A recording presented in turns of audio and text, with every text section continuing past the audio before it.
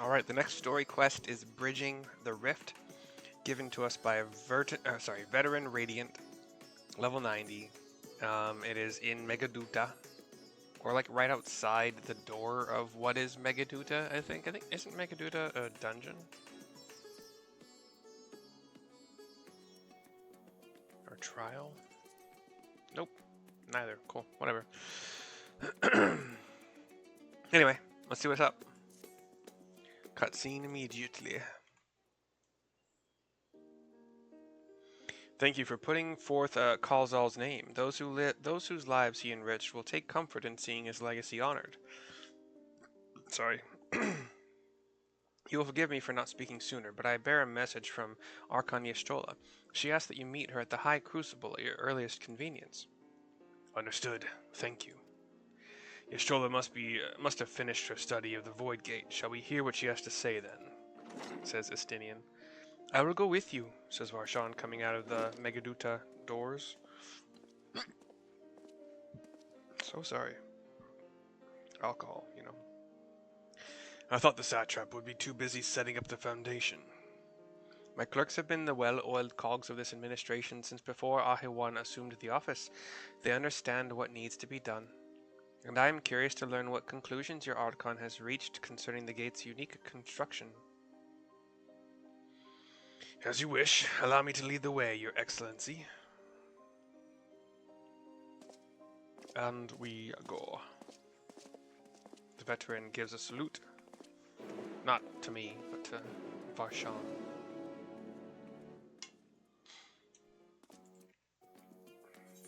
And off we go. Just over to there. Alright, so the closest would probably... This is... We'll try the High Crucible, but it's got like this switchbacky thing that might not actually make it the closest. We'll find out in a second.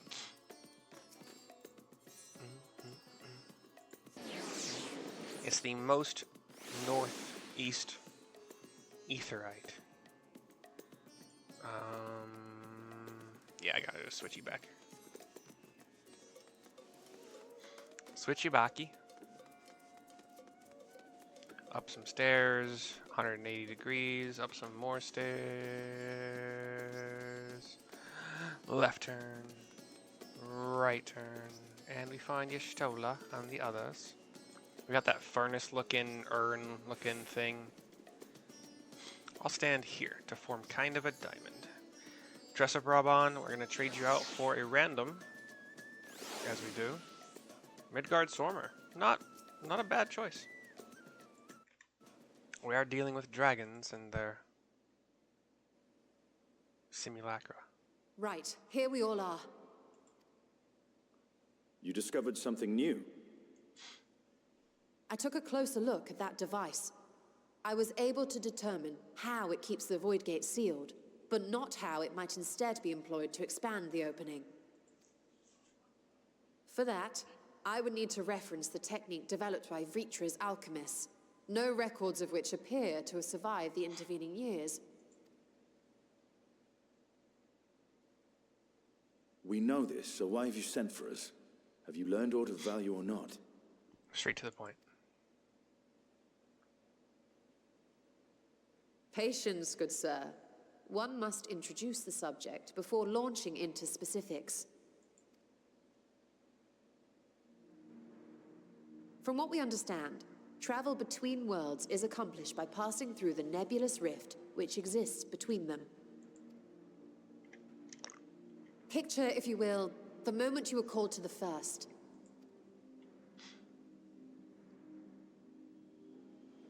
We think about it. We're probably going to get a little flashback, but yep. White screen. We see a You cog. touched a focus of some kind to help the Exarch pinpoint your location. His summoning spell then channeled the energies of the Crystal Tower to begin your journey to his world. Looking like a kind of big brass cog.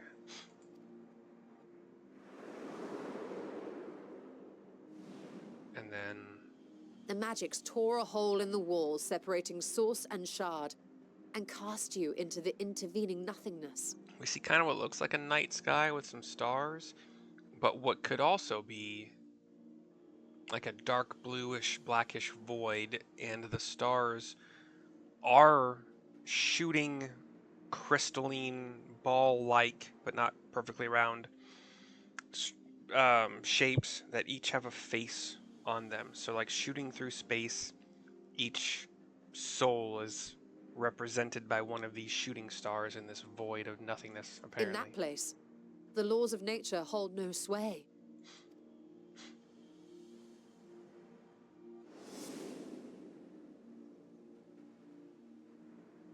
Yet even through this realm of temporal and spatial instability, you were born safely to your destination in the first. The feat that guided you across such an unimaginable distance, both physical and metaphorical, was nothing short of a miracle. Or just magic. Really strong magic. Then what of the many void scent found in the source? Who guides them here, and how? An excellent question. Though there are several methods by which the Void's denizens might intrude upon our world, the rituals of summoning are the most typical.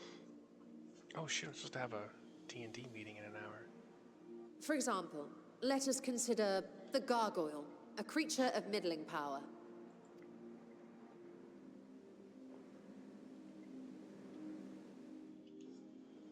Okay, dark screen. It faded to black. We see some stone gargoyles. And some people performing rituals in front of them. To call upon such an entity, the prospective summoner must force open a void gate. In fact, we do see void gates. Dark roiling The black portal with purple lasts but a circles. moment and is relatively small, allowing only an imp or other lesser being to squeeze through with their physical body intact.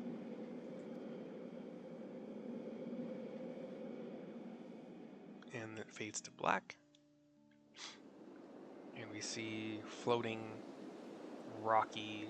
Our more powerful gargoyle, however, is too large for that. Creating a gate big enough for him would require vast amounts of energy, far beyond the reserves of any one mortal practitioner. So we see these like dark lands, these dark rocky islands floating in the air, in some void sea or whatever. We see some thick gargoyle-like guys, some bigger guys. We see some demons with scythes and wings, like humanoid-looking demons. We see a summoning portal opening next to one of those gargoyles with dual swords, or sword axes. Instead, 'tis far more common to bring over only the entity's soul. We had a taste of that ourselves when a certain exarch dragged us to the first. The gargoyle has dropped unconscious, and from their body rose this reddish blackish sphere, rotating, roiling. And it seems to be going into the void portal thing, and both the portal and the soul disappear. We see this 3 times for the 3 gargoyle statues that were being summoned in And front just as of. our bodies remained in our world, the Void Sense physical form is left behind in the 13th. Okay. But then the soul extracted doesn't become a body on our end, does it? Or is it sent into the statues? Is that the idea here? Okay, sure. Simulacrum, basically, in a way. Once at its destination, the summoned soul is granted a temporary shell to inhabit. In the gargoyle's case, a stone effigy has proven a suitable vessel. The eyes of the statues glow.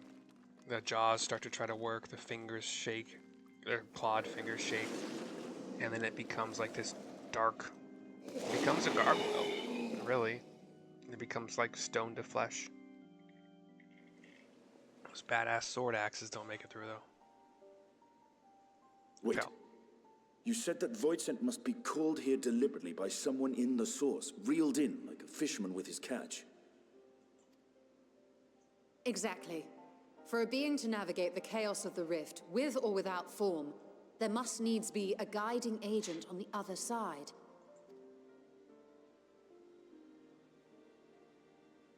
When the hordes poured forth from Alag's Great Gate, it was the technologists who drew them through. Though to my knowledge, planar fissures are in essence natural passages between our world and the void, which require no such guidance to traverse. Why is only the boundary between the source and the 13th so fragile? So much so that it often tears open of its own accord. I believe solving that mystery is key to understanding travel between the source and its reflections. And how do you intend to get your answers? No. The danger is too great.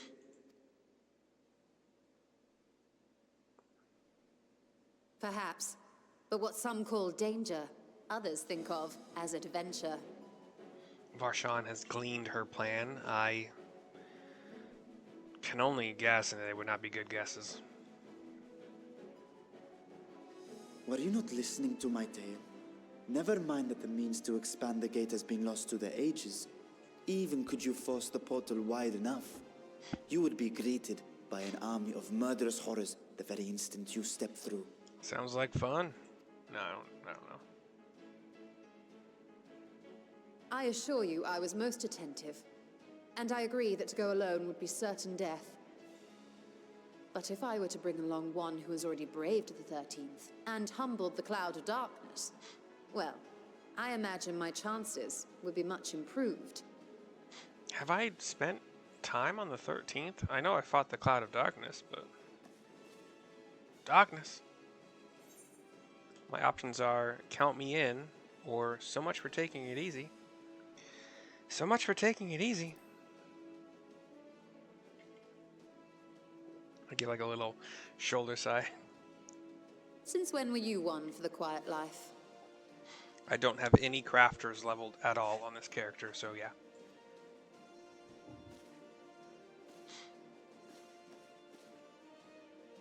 Once again, I put my life in your ever-reliable hands. That's a big no, don't do that. I wouldn't advise that.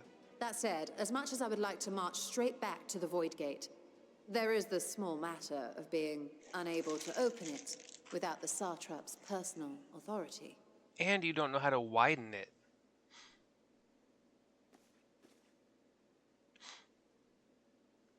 The way to widen As it. I've said before, I will grant you and yours any boon you choose to name, provided it does not endanger my people. You have my word that we will take every precaution. Not a single void scent will be allowed to threaten Radzat-Han, assuming we manage to expand the portal in the first place.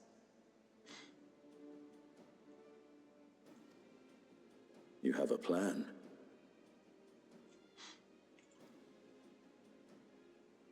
Actually, I had hoped you might help us with that.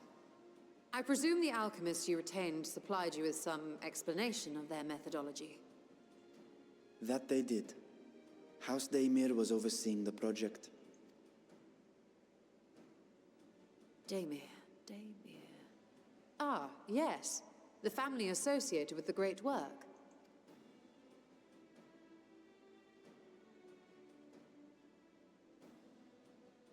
I did not fully comprehend the theory, but their research began with a void scent which had slipped through the fissure. After a thorough examination, they created an arcane simulacrum possessed of similar qualities. A man-made void scent, if you will. It was apparently indispensable in their efforts to enlarge the gate. A man-made void scent?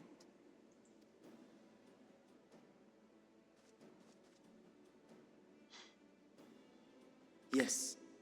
Being great admirers of the Archons, House Daimir submitted detailed notes to Charlene's official committee. They expected praise and accolades for their simulacrum, and were thus devastated to be informed that their work had been classified as prohibited material.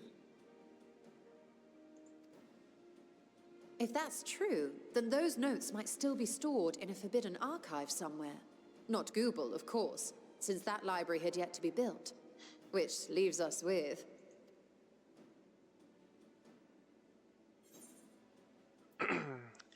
With the restricted section of Numenon, or with Graha's favorite place to sneak around, or with what?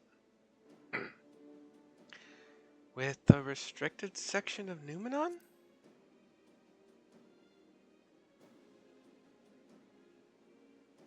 She nods. Yes, it may very well hold a copy. I don't remember where Numenon... Wait. Do I? No. Well, I mean, Numenon sounds familiar, but I don't remember, like, what expansion it was in or where it's located. I don't think I've done a dungeon. In which case, I say we head directly to Charleon. A dungeon that was called Numenon. Excuse me, sorry. Estinian starts Unless walking. you anticipate needing help to reach the high shelves, I see myself being of little use. Go on ahead. I still need to find Mirad and tell him about the Kalzal Foundation.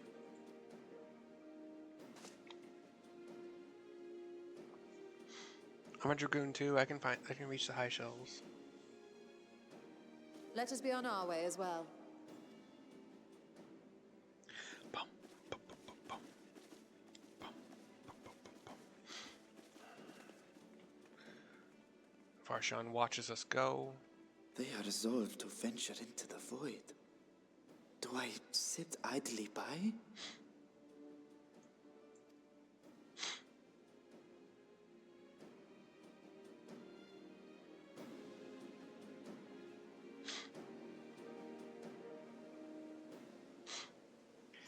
Okay.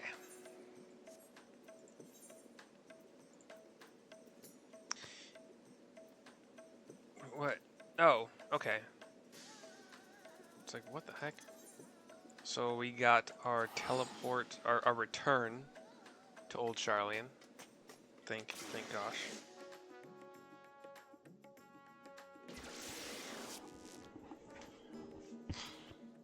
Okay, I believe you. I always try to mount anywhere I go. Yestola is right next to the Aetheryte. If we're to enter Numenon's restricted archives with a minimum of fuss, then we must secure the permission of the Forum. First, however, we shall need to enlist the cooperation of a member to broach the matter on our behalf. Who do you think might be inclined to assist us? No one springs to mind? What of Scholar Montegane? He did come to Graha's defense during the inquiry, after all. 'Tis settled. Let us head to Phenomenon and see if he's willing to help us once more. I got your Stoll as a buddy.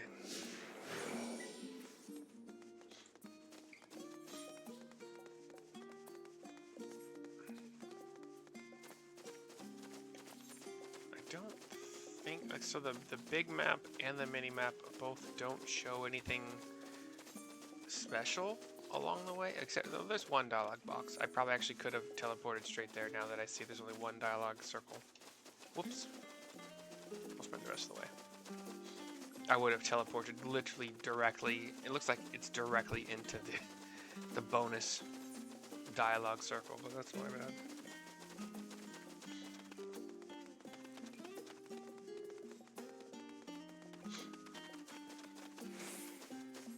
Well, not literally, but very, very close. Apparently, it's like two yalms. I don't know. Actually, no. Yeah. Discuss the studium. I apprenticed to Master Matoya at the age of 7 and labored under her tutelage for a full decade. I never had the chance to attend the studium. Neither did Thancred, as I recall. Soon after Master Louiswa took him in off the streets, he was put in the care of another Archon. His was a rigorous and practical education in the arts of espionage and survival. I sometimes wonder what my life might have been like had I pursued studies here instead. Tea at the last stand after a day of lecture? Or should I wonder as well? Tea at the last stand after a day of lectures? Oh, that does sound lovely. Afternoons with friends spent sipping tea and debating theories. Still, I wouldn't give up my time with Master Matoya for the world.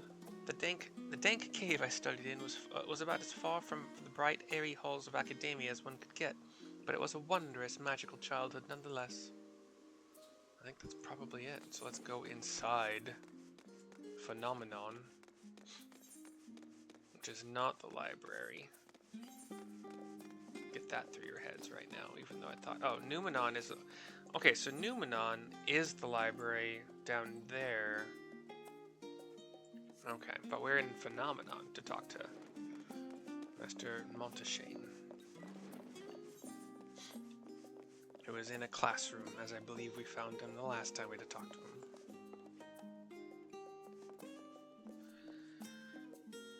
Cutscene, but I already have my headshot off, so. Ah, visitors, and quite esteemed ones at that. What may I do for you? Pray forgive the intrusion, Scarlock, but we were hoping you might help us secure permission to enter Numenon's restricted archives. Oh, no furtive forays into the stacks this time, eh? She gives a shrug and a smile and a shake of her head. I applaud this newfound sense of propriety, yet in all this wide world of comparative serenity, what so compels you to disturb a vault of forbidden wisdom? I explain. She continues as well. He's listening. Screen goes up, goes black, comes back down. He's thinking. Fascinating. I had no idea such a technique existed. I would have been surprised if you had. If my assumption is correct, the research left behind by House Damir has lain dormant in Charlene's archives for many centuries. And if you unearth this research, what then? Surely you don't intend to cross over into the void. That is, in fact, precisely what we intend. To what end, pray tell? To develop a method of traversing the rift, for one, that I might keep my word to a distant friend.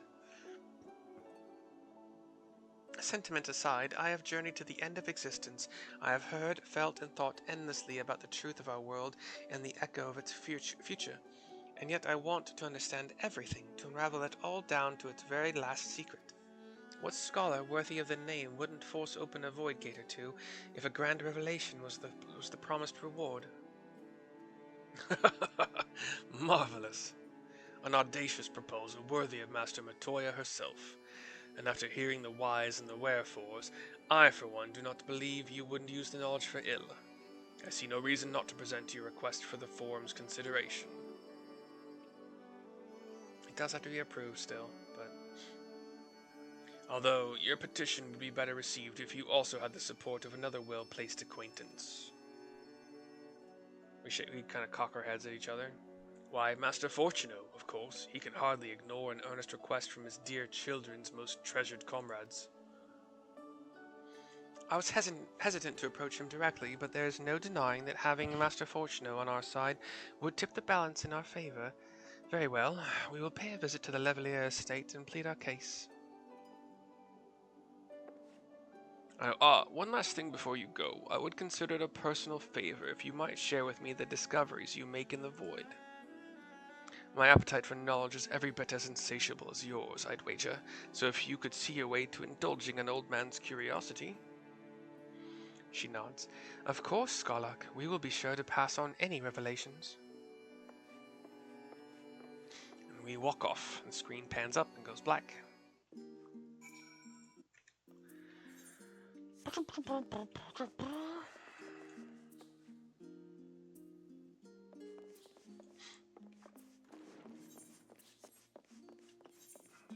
Striker.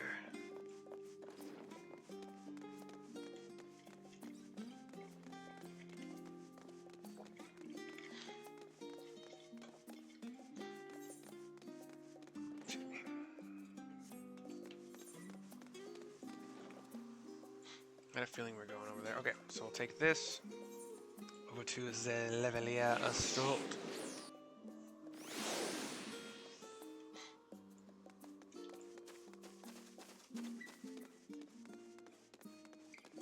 This is definitely going to be my last video of the night because I need time to make some tea and get ready for the D&D thing. Ah, Mistress Mercy, Mistress Ishtola, how may I be of service, says their butler. We've come to speak with Master Fortuno. Is he home by any chance? Yes, the master is in residence. I shall inform him that he has guests. And he bows and walks in the door. Cutscene goes black. And we're back. Well, well, Meliance would invite you inside for tea, but I assume this is not a social visit. You have some matter of import to discuss, says Fortuno. Then pray proceed, you have my full attention. Ystrola goes into it.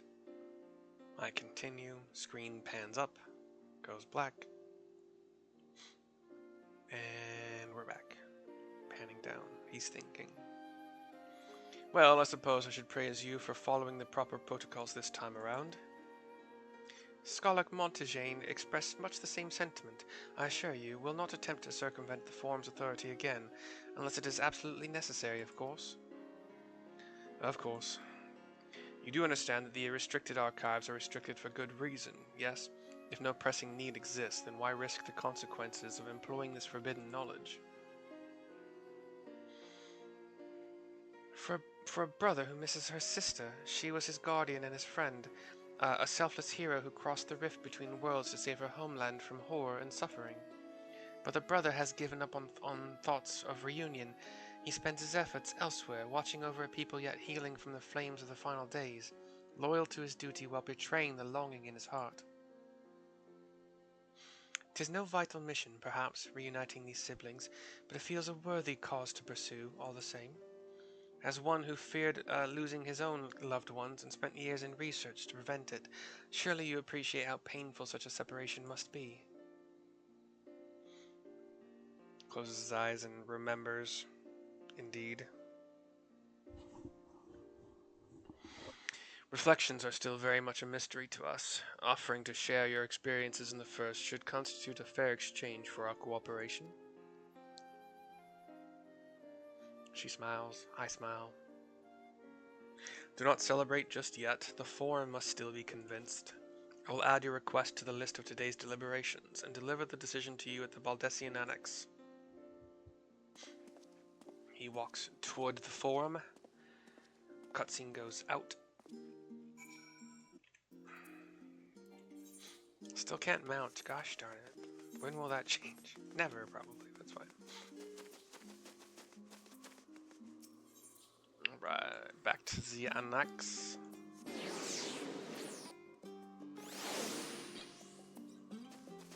Excuse me. Wait. Oh. Let's pop into this dialogue box to continue the quest, not to just have a little fun.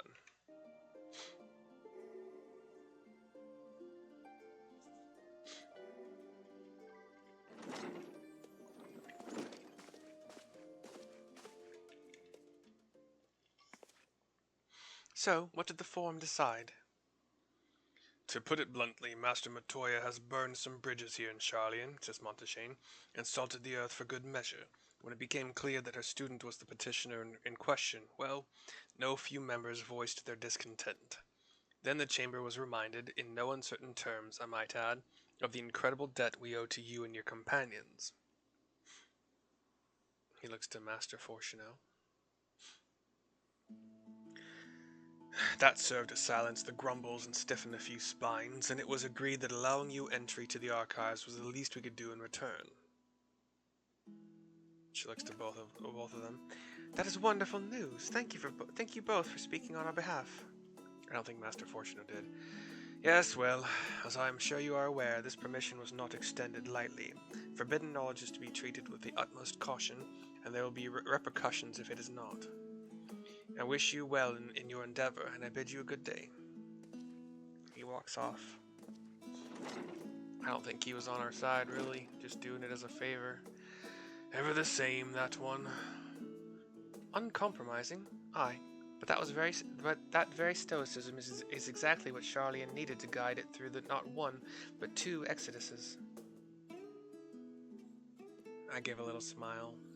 Cutscene goes black. I missed the button. Ystrola will finish this quest off. That went rather well, I think. As a child, I dreamed up any number of schemes for getting my hands on those forbidden tomes, and now I can simply walk in through the door. Our focus will be on finding House Demere's research notes, of course, but that the thought of so much knowledge at my disposal has me feeling a little giddy. Bridging the rift is complete. There is not an extra cutscene. Hope you enjoyed, I had a good time, and I'll see you tomorrow for more.